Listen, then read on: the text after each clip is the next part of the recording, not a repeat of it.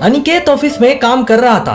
तभी शाम के लगभग 4 बजे उसके गांव से फोन आया। अपने गांव का नंबर देखकर अनिकेत का मन भयभीत हो गया।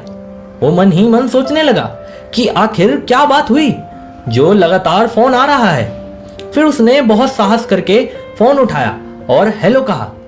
तभी दूसरी तरफ से गांव के ही अनिकेत के एक मित्र ने बताया कि सुबह तुम्हारे पापा का देहांत हो चुका है। अनिकेत ने कहा, क्या, कैसे? तुमने मुझे सुबह ही फोन क्यों नहीं किया? तो मित्र ने कहा, यार कितनी बार तुझे और भाभी जी दोनों को फोन लगाया, ना तू ना वो दोनों में से कोई भी फोन नहीं उठा रहा था। तुम्हारे भैया को भी खबर कर दी है, जितना जल्दी हो सके गांव आ जाओ, हम लोग इंतजार करेंगे तुम सबका। जब आओगे तभी तुम्हारे पिताजी का दाह संस्कार किया जाएगा। अपने पिताजी की मृत्यु की खबर सुन अनिकेत फफक कर रोने लगा।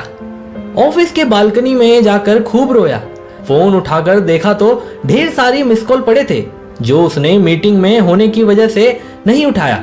आज उसे अपने आप पर गुस्सा आ रहा था। कब से वह अपने माँ पापा को अपने साथ रखने की सोच रहा था, लेकिन वह रख नहीं पाया और पापा भी इस दुनिया से चले गए।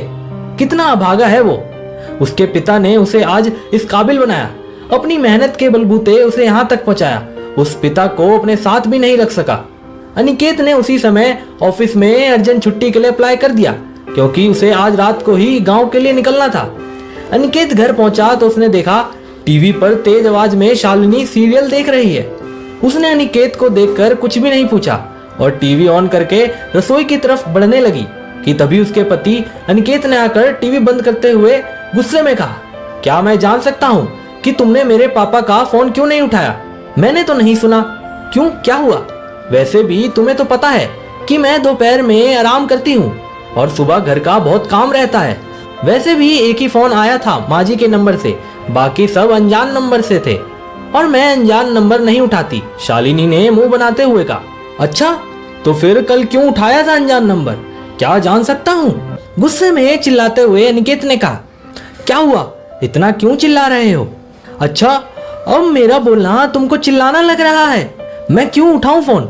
वैसे भी तुम्हारी माँ पापा का फोन है तो तुम उठाओ और उनकी वही बेकार की बातें, अनिकेत बेटा कैसा है, कुहू पोती कैसी है, ब्ला ब्ला। तो मैं तंग आ चुकी हूँ हर रोज एक ही सवालों के जवाब देके। अच्छा है, अपनी माँ को तुम ही समझाओ। गुस्से में कह के शालिनी वहां से जाने लगी। तो अनिकेत शालिनी की ये बात सुनकर बहुत दुखी हुआ। दुखी मन से ही उसने कहा, मैं आज गांव निकल रहा हूँ, अब मेरे पापा तुमको कभी परेशान नहीं करेंगे। इतना सुनकर भी शालिनी को कोई भी भावनात्मक फर्क नहीं पड़ा। अगले दिन सुबह सुबह ही अनिकेत और शालिनी गांव पहुंचे तो देखा अनिकेत के बड़े भैया भाभी सह परिवार पहले ही गांव पहुंच चुके थे। दोनों भाइयों ने मिलकर पिता का दाह संस्कार किया। दोनों भाई पिता की तेरहवीं करने के बाद जब अगले दिन सुबह सब एक साथ बैठे तब सबके मन में एक ही सवाल था कि अब पिताजी तो रहे नहीं, माँ किसके साथ रहेगी? दोनों बहुएं आपस में यही बात कर रही थी। तभी अनिकेत ने कहा, किसी को कुछ सोचने की जरूरत नहीं, माँ को मैं अपने साथ ही रखूंगा। इतना सुनते ही शालिनी भड़क गई। उसने गुस्से में कहा, फिर ठीक है, मैं ही कुहू को लेकर अपने मायके चली जाती हूँ, तुम रहो अपनी माँ के साथ। इसी दिन के लिए मुझसे लव मैरिज की थी, तब तो मेरे आगे पीछे घूमते रहते थे ये कहते हुए कि तुमको रानी बनाकर रखूंगा, और अब मुझे नौकरानी बनाने की तैयारी में लगे हो। शालिनी की बात सुनते ही अनिकेत फिर चुप हो गया। तभी बड़े भाई ने कहा, देख छोटे, कोई बीच का रास्ता निकालते हैं जिससे किसी को कोई परेशानी ना हो।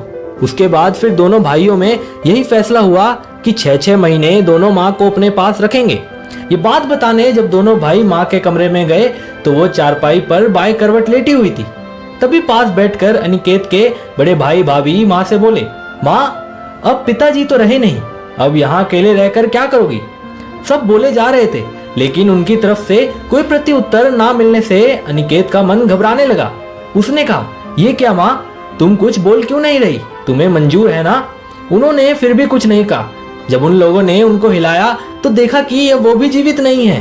महज कुछ दिनों में ही दोनों भाइयों ने माँ पापा दोनों को खो दिया।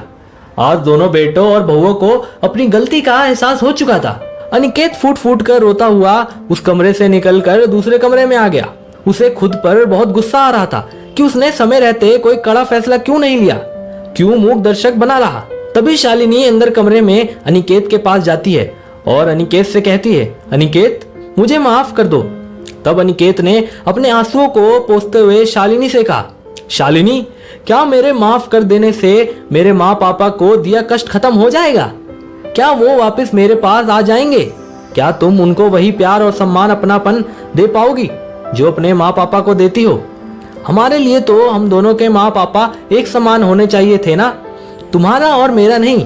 इन 7 सालों में मैंने कभी इस बात को तवज्जो नहीं दी क्योंकि घर में शांति बनी रहे, लेकिन तुम्हारी बातों ने मेरे साथ साथ मेरी माँ पापा के सम्मान को भी ठेस पहुंचाया। वो हमसे दूर रहते थे तो चिंता होना स्वाभाविक था। तुम कभी राजी नहीं हुई उनको साथ रखने के लिए क्योंकि तुम्हारी प्राइवेसी खत्म हो जाती। तो लो, अब तुम पूरी तरह आजाद हो, जब जो मन करे, जैसा मन करे करो। रोते हुए अनिकेत ने शालिनी से कहा, आखिर क्यों शालिनी, तुमने ऐसा क्यों किया? जब हम पति पत्नी हैं तो हमारे लिए दोनों माँ और पापा एक समान होने चाहिए थे। बस यही बात मुझे तुम्हें बतानी थी और तुम्हें समझानी थी, जो तुम मेरे माता पिता के जीवित रहते नहीं समझ पाई। तुम सोचो, हमारी भी एक बेटी है और कल को हमारे साथ भी उसने ऐसा किया तो हमें कैसा महसूस होगा? काश तुमने कभी माँ पापा को अपना समझा होता। आज मैं अनाथ हो गया, अब मेरे पास कोई नहीं है जो मेरा इंतजार करेगा, जिसको मेरी फिक्र होगी, जिसकी आंचल की छांव में मैं अपना सिर रखकर सो सकूंगा। शालिनी निरंतर नजरें झुकाए एकटक अनिकेत को देखे जा रही थी क्योंकि आज उसके पास कोई जवाब नहीं था। दोस्तों, अधिकतर ऐसी कई घटनाएं देखने सुनने को मिल जाती है जहां सास ससुर अच्छे रहते हैं तो बहुएं उन्हें अच्छी नहीं मिलती। जरूरी नहीं हर बार गलत सास ससुर ही हो, कई बार बहुएं भी गलत होती हैं। दोस्तों, आपकी इस वीडियो के बारे में क्या राय है कमेंट में जरूर बताइएगा और इसी तरह की इंस्पिरेशनल वीडियोस देखने के लिए लाइक एवं फॉलो जरूर कीजिएगा। तो मिलते हैं अगली वीडियो में। आपका बहुत बहुत धन्यवाद।